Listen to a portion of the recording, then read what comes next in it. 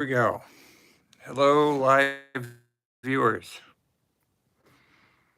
I am back. Kind of missed out on this weekend, but I've been busy doing stuff. And since things were kind of moving slow, whoa, got that set up there. Could wait for people to tune in. I do not know. But, anyways, I'll talk until then. I was going over my old short story collections that I wrote, and I thought I would read a short story tonight. You guys got a comment? If those who have been tuning in to listen, please leave a comment. Let me know how I'm doing or what you would like to hear. Because I'm not going to know. I hope you're enjoying the stories. Tonight I am going to read. I've been reading from this book, so I thought I would read from an old short story collection, a story from that it came from. And the collection is called I Sailed the Seven Seas, and still I have never found anyone more amazing and lovely as thee. And it's from the series of seven, the 7 short story collections, 7 stories apiece, 7 amazing adventures in each story. And I made that title that long purposely because for whatever reason, people in the industry told me I could not. So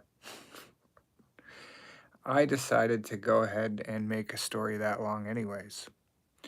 It is 6:30 where I'm at in the middle of the country. These are kids' stories, so I honestly don't know whether to set these stories for, if I set it for made for kids, then nobody can comment, which I think is kind of, that's hurtful. But whatever. So I kind of, oh yeah, let's see here. Didn't know which one to read. I just kind of went over this quickly. Still 3 minutes in, no one's tuned in. You guys might have to fast forward the video. But I was reading from one of these short story collections. Oh, I just love them. And the other book I was reading, 7 Stories of 7 Amazing Witches, or I can't remember what it's called, the full title, but the 2 little girls become witches for a night, and they turn their brothers into frogs. Maybe I'll read that story another time. But for now, we still have 0 viewers, which is doing worse than my Instagram. All right. I do great on the weekends. All right. So I've been reading from this book, The Greatest Storm, and I am going to try and go off the cuff. I didn't know how I would handle it, if I would read directly from the text or not, because that can get kind of boring. But I'm going to read. Let's see if I can find where it starts. And this one's called The Conch, and that's the story itself got merged into that novel. And it's simply about a conch that washed up on shore, and this man blows on it, turns into a mermaid, and I think I read that chapter already. I don't know. Let's see. Oh, I get frustrated, I gotta tell you.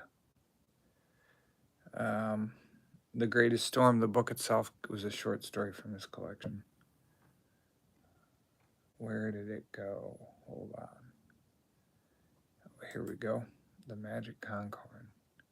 It's the 3rd day on the island. Because, see, the whole book is these kids go through. They're the ones that are finding the stories, or find people that tell them these stories. My name is Mr. Blake, and I am the captain of the sea.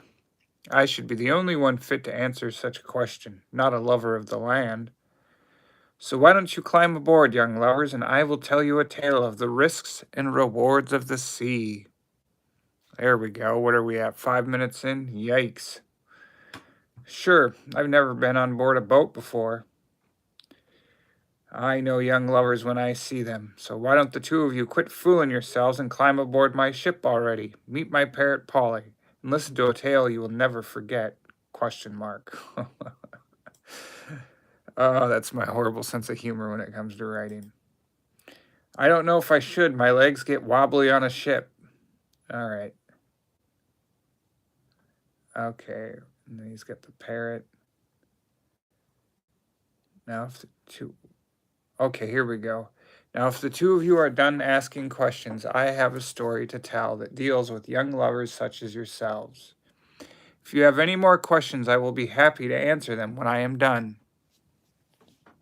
There we go. I found the story. Sure, what is the story about? I'm reading a short story. Oh, okay. I suppose I will allow that question, for it deals with the story at hand. You see, I wasn't always a captain of the sea. Believe it or not, I was once a landlubber like yourselves. I hated boats and eating fish. It disgusted me. I used to live on dry land. In fact, I didn't live on this island at all. I lived on the mainland once, far from a sea, a place nowhere near water. But as fate would have it, the office I worked in and the paperwork I did was my complete life. Then one day my boss noticed I was sleeping on the job, and this went on quite regularly. He didn't fire me because I was once the best employee, but he told me of this island and that if I wanted to keep my job, I was to go there for some much needed and long overdue rest and relaxation. Hello, sir. So I left and did as I was told, although work was my life, and I brought it with me in a briefcase. A week had gone by and I was ready to go home, but I guess as fate would have it, my boss called on me the last day and asked if I enjoyed my stay. I told him the Chase account was done and the end of the year report was ready to go, although he was quite happy to hear this. I had not done what he'd asked of me. So he told me not to come back until I had some fun. All I wanted to do was leave the island, the salty air that it held, and get back to more comfortable environment of white walls and boxed-in views. So I decided to go for a walk down the beach with my briefcase. I walked for some time, looking for a spot where people were not having fun, until I found a spot just around the bend. There was a small outcropping of rocks that led out into the sea, and a place for me to sit in front of the crashing waves and do work I desperately felt needed to get done. As fate would have it, though, and not having much... Okay, sorry, I wrote this short story long ago, so I'm going to try and paraphrase. I opened my briefcase, took out some paperwork, and set it down next to me. As fate would play a cruel joke on me that day and have a hand in this story, my paperwork blew away. I wandered down around the beach to a small dugout cove. I went to retrieve... Okay, and that's when I discovered this conch. I had never seen anything so peculiar in my life, so I brought it back with me. And then I set it down and began doing my paperwork again. When all of a sudden, I caught something out of the corner of my eye, out in the sea, swimming quite freely, with ease. At first, I paid no mind and continued with my work. But this thing I saw swimming towards me was getting closer and closer. So I set my paperwork down and looked out into the sea again. It appeared someone was swimming... Okay, sorry. I am paraphrasing. I thought perhaps it was someone in need of help, but I guess at the time I didn't know. So I walked closer to the sea and yelled out, "Who goes there? Do you need assistance? Should I call for the lifeguards on this beach?" Whatever it was just kept swimming towards me, ignoring my words, my offerings of help. Finally, she got close enough for me to have a better look. Then she stopped dead in the water. Her tail began to flap, crashing against the waves, causing a splash. And then she began to speak with an alluring, a chanting voice. I was dumbfounded, caught off guard. I couldn't believe what I was seeing with my very own 2 eyes. I tell you the truth, a mermaid sit in the sea before me, speaking words that had me intrigued. The words had me entranced, as if under a magical spell. Words any man, one such as myself back then, would be happy to hear. Excuse me. Hello, sir. And these are the words that held me in such a hypnotic trance as if under a spell. My name is Isis, and I am a mermaid of the sea. I have lived my whole life and never come across a man more handsome, more dashing, and more daring, and more charming and enchanting than thee. I could not believe my own eyes when I saw you. I just had to swim up to see if you were real. I have but one question to ask, and that is, will you have me? I hung on every word she said, for she was so beautiful. A maiden of the sea with the bluest of eyes, the voice of an angel when she spoke, enticing any man who came walking along, and she was using that voice on me. Unfortunately, though, I had to tell her it was impossible. It would never work out. After all, I am a man, and she was destined to swim in the sea for the rest of her life. And it's in one of these chapters, there's a better version of that story on YouTube that I read, but this is the original OG story. Okay. Yes, you are a man and destined to swim in the sea. But what if there was a chance? If fate stepped in and said you and I could spend the rest of our lives swimming, jumping in and out of the sea as happy as could be, then would you have me? Well, of course I said yes. I immediately asked how. Any man would be a fool to pass up an opportunity such as this. Besides, I couldn't think of anything else, and I had not a care in the world any more, for she was so lovely and enticing me with her bluest of eyes. And then she truly said something that made me believe fate had a hand in us meeting that day. If you want to spend the rest of your life with me in complete bliss and harmony without a care in the world except for me, then you must go to a cove not far from here and look in its cave for a conch, then bring it back to me. Well, I told her how I'd already found such a thing washed up on shore. And I said I'd be right back with it. I didn't want all this beauty to disappear, so I kept my eyes on her and went and retrieved the conch. But then I tripped on my way back, and when I looked up, she was further out to sea. I cried out, "Where have you gone, my love? Why have you swum so far out to sea?" She replied with a strange verse and told me, "If we are ever to be, then first I must tell you something to see if it is truly meant to be." I then asked, "Well, what is it? Why have you swum so far away from me?" She replied, "First blow on this conch and leave it on shore, as you will no longer be a man, but a merman of the sea, fit for someone like me. Then I'll tell you what you have to know." Without a thought in my brain, I blew on the conch once, and sure enough, just as she had said, I lost my legs and sprouted a fin, and became a merman of the sea. I left the conch on shore and swam out to meet her, to hear what she had to say. When I thought I'd finally swam out far enough, I popped my head out of the water, but she was gone. She'd swim even further out to sea. I then asked why she kept swimming away from me, even though she said it was meant to be. She told me to halt and not swim any further if I am the one truly destined to be with her. She said, if we are truly destined to be, then first you must know a few things. Well, then what is it? Out with it.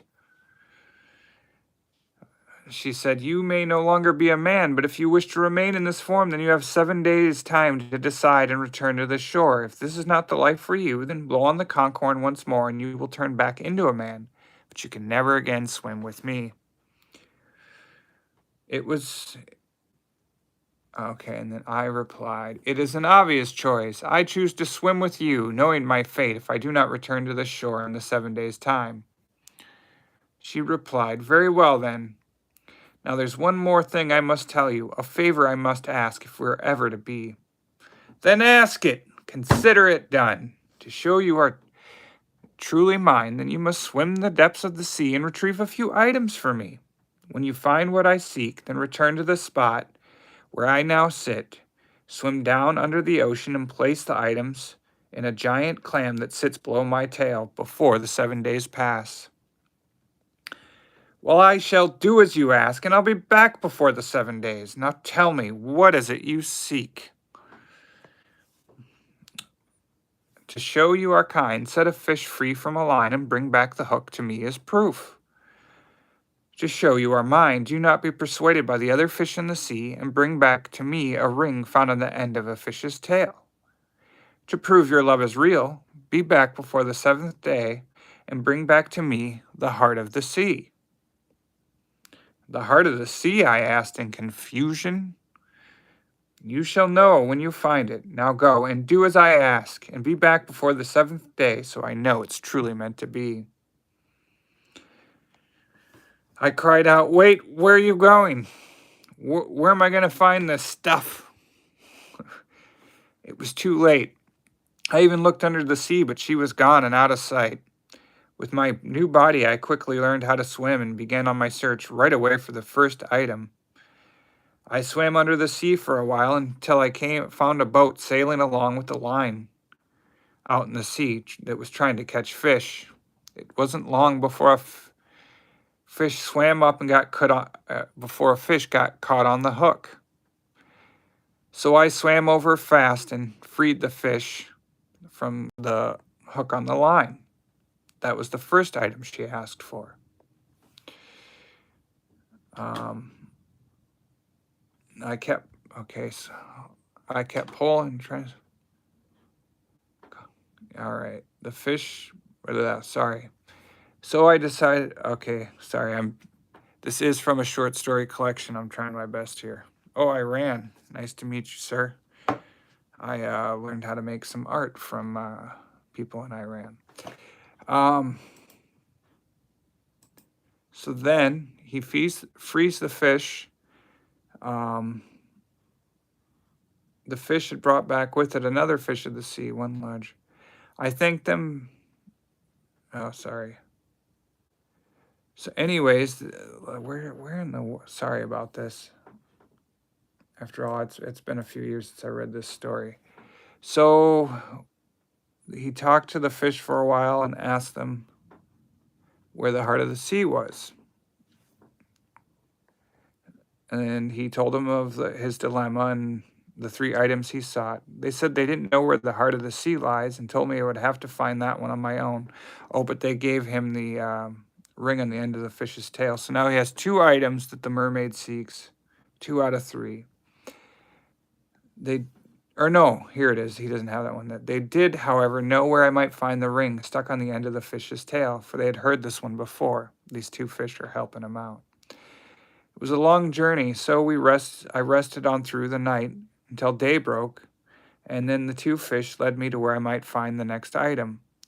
They led me under the swells of the sea to a deeper and darker part of the ocean, where there was a great cavern.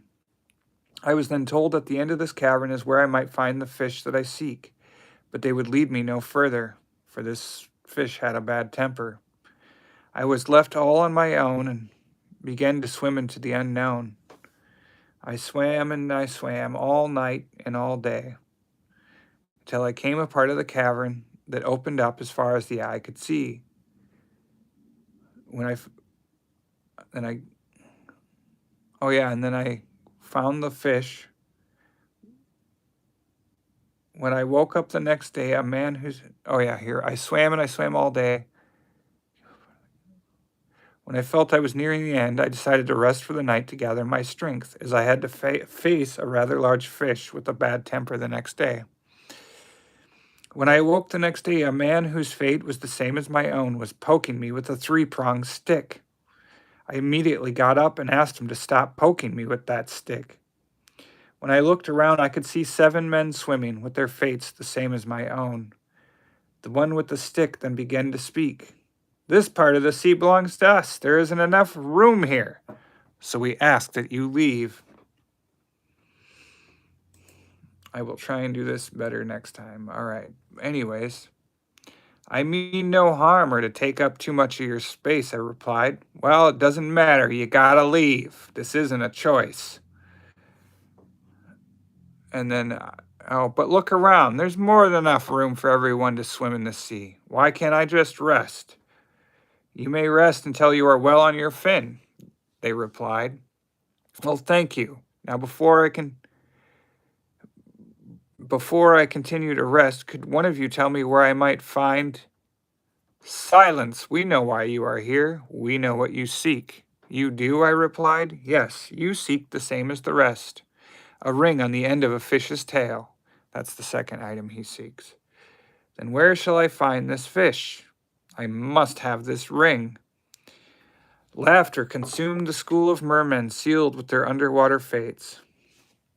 All of us here were once men, just as you once walked on land with 2 legs, and all of us here were sent by Isis, the temptress of the sea, in search of a dream we could not catch nor find. But we have to at least try, I replied. You are not the first one to act foolishly over a girl. I assure you, you will not be the last. Now go, you're taking up too much space already, and you've really angered us. Well, we have to at least try, I replied again. Her hold on you is strong. I suggest you make it back before the 7 days are up and become a man once again, before your fate is sealed like us forever. And you're forced to live out our... And you're forced to live out the rest of your days on the bottom of the sea. Well, I hope that one person who tuned in is enjoying the story. Sorry for my hiccups. It's been a while since I read this one. I'm tried to paraphrase it. All right. So he's looking for the 3 items that the mermaid seeks, so he can be a merman and swim with this beautiful mermaid the rest of his days, which is clearly a trick. I didn't give up hope. I persisted. I asked more and more. I said, at least give me a chance to retrieve the ring on the end of the fish's tail. I beg of you. And the other merman replied, you don't understand yet, but soon you will find out just like the rest. We will not give you that chance you seek. Trust me, it's better this way.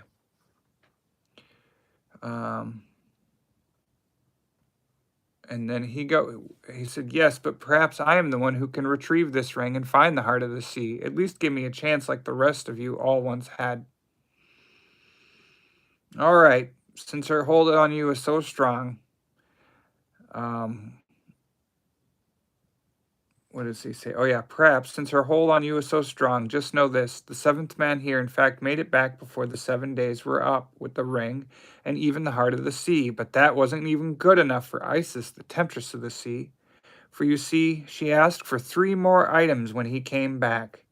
It wasn't good enough, and so she asked for another 3. And after that, he gave up all hope of ever appeasing the temptress of the sea. He then came back here to put the ring back on the end of the fish's tail and live out his fate with us at the bottom of the sea. Then you will give me a chance, oh brother. Yes, but only so you know how truly foolish you are. Then take me to where I might find this fish. And so, let's see, they took him to the, fair enough, we'll take you tomorrow, but first you must feast and eat things you would find in the ocean, so you'll have enough strength to face this beast. The feast was mostly fishy, too slimy to eat, and so I stayed back from the rest to watch them devour a meal, not fit for someone who had only been a fish for just a few days. They tried encouraging me to eat, but at that point I still had not accepted my fate. I had foolishly imagined a meal with them, Okay. Soon thereafter, I fell asleep with the rumble in my belly and the mermaid on my mind. The next day came, and I was awakened once again by a three-pronged stick poking me in my empty belly. The other men were not kind at all, for they still cautioned me to leave. Ooh, it's a nice glare. And not tempt fate, but we pressed on, as I was not about to give up yet. They led me further down the canyon, where not even so much as a crab protected in its shell dare live. The path became narrow until we came upon a fork in the road, and then we walked right through the middle. When we reached the end, there was just a gander of a view through the narrow cliffs. There we stopped, and there they warned me to keep an eye through this narrow pass for a glimpse of what I must now face. I waited and I waited until the waters in front of me began to move.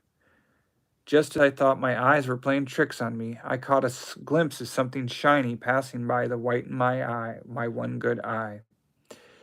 It was the ring stuck on the end of the fish's tail. I still had not caught a good, but I couldn't find the beast. One of the mermen then pulled me back and warned me that I only look from a distance to get a view.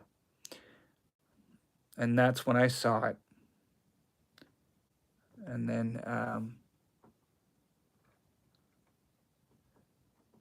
it was too large for words, and I still had no idea of how I was going to retrieve the ring or how a merman once of the land retrieved it one day. I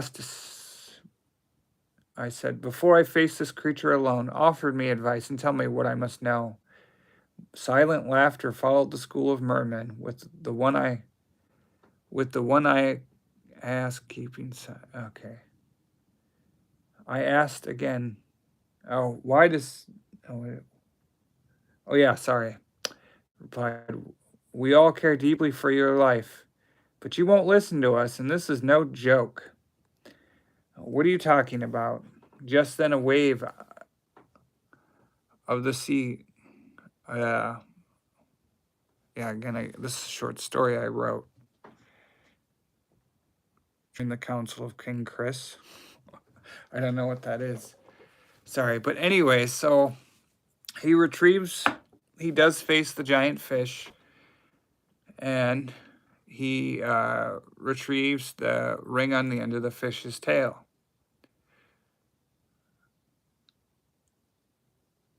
To look for the merman. Oh yeah, and so just as he had done this,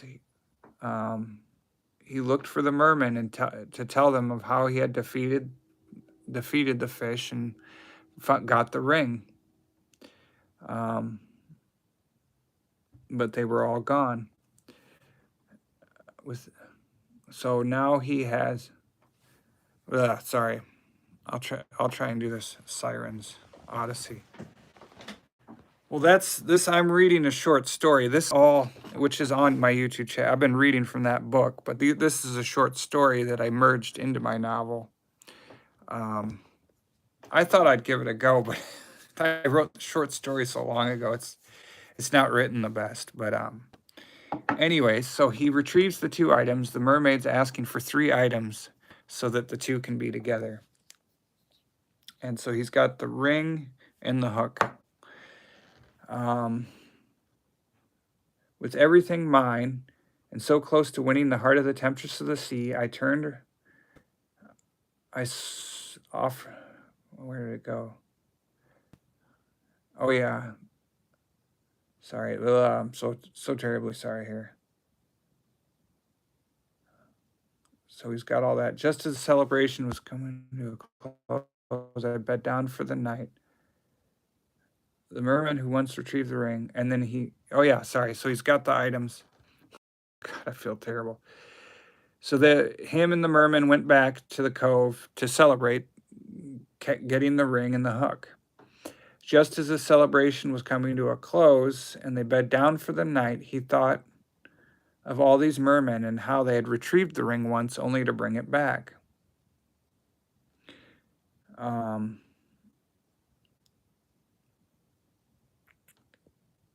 And then he spoke with one of the mermen. He persuaded me to swim with him for a while before we bed down. He lured me to a spot where he drew an X in the sand.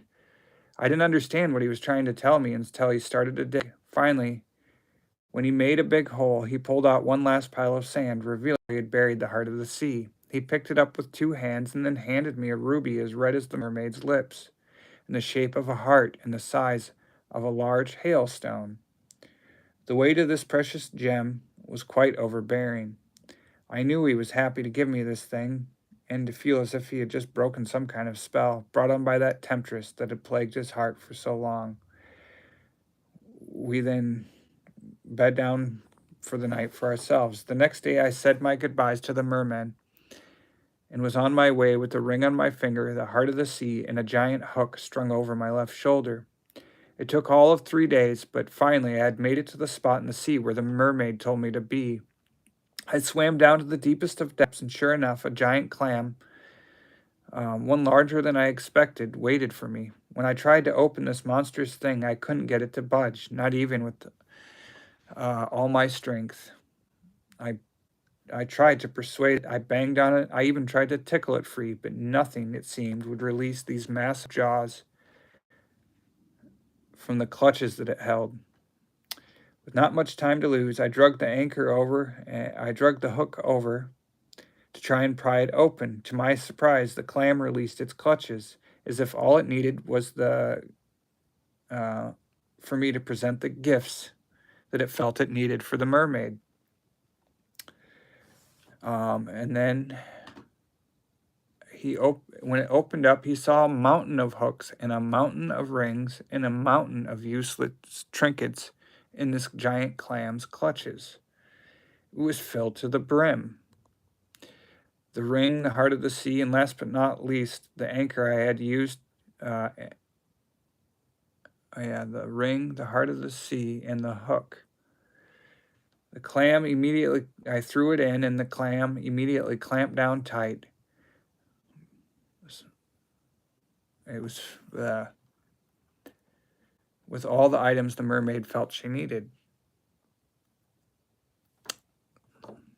So, with not much time left to decide if I should swim up on land and become a man again, or stay there in hopes that the mermaid would be true to her word, I thought of everything I'd been through under the sea. So I swam up to the spot where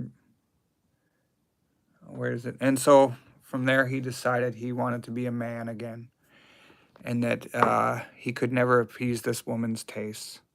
And so he swam back up on shore and crawled up to the conch and blew once more before the 7 days had passed, and walked away as a man and never saw the mermaid ever again. That's pretty much the end of the story.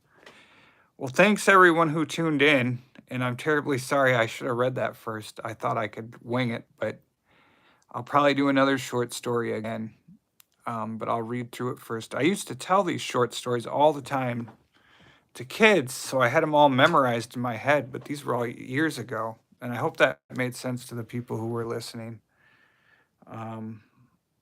But again, yeah, I've got all those stories are in that book that I've been reading. It's on my channel. And I just merged them into this novel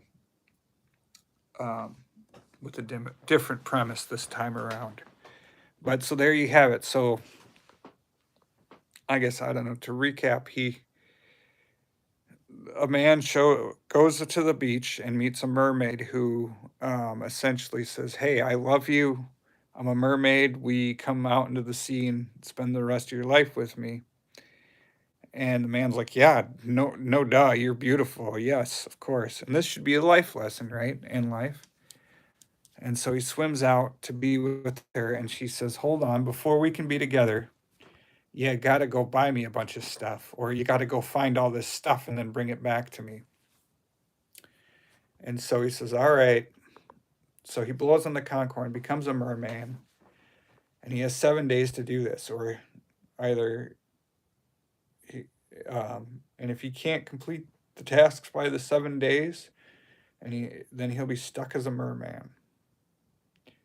But obviously, he decides he wants to be a man again and doesn't care for the love of a beautiful woman. that all she desires is things and stuff. Well, I don't know. There you have it. I think it went all right, the first half at least. What did you? I don't know who's still here, but the Odyssey. Someone once commented that this book was like a mashup between the Odyssey and A Princess Bride.